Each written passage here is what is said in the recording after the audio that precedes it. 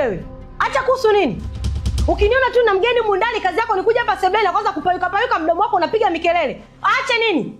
Jeni, kwa nini unapenda sana kumwinda Aunti Kindege? Kwani amekukosea nini? Namuinda?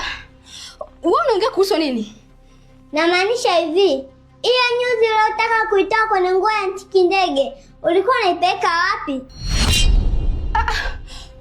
Mimi nichukue nyuzi za nguo yake? Halafu nizipeleke wapi?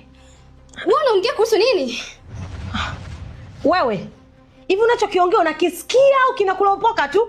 Unamaanisha nini kuongelea masuala ya nyuzi ya kwenye nguo? Jeni, hiyo nyuzi ya hiyo nguo ulitaka kuipeleka wapi?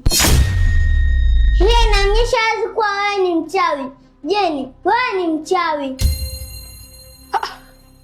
Mimi ni mchawi? Kindege, mimi naweza kuwa mchawi kweli? Wewe mtoto, wewe ujasiri umeutoa wapi? Yaani mimi nikawa mchawi? Kindege, mimi siwezi nikawa mchawi. Wewe umemleaje mtoto? Kindege, hii ndio inaitwa mzaa hutumbua usaa. Ona sasa ulivyomlea mtoto. Unamtekea sana mpaka leo ananiita mimi mchawi. Yaani mgeni kabisa anamwambia mchawi. Wewe umemleaje huyu mtoto? Jeni, msubiri kwanza.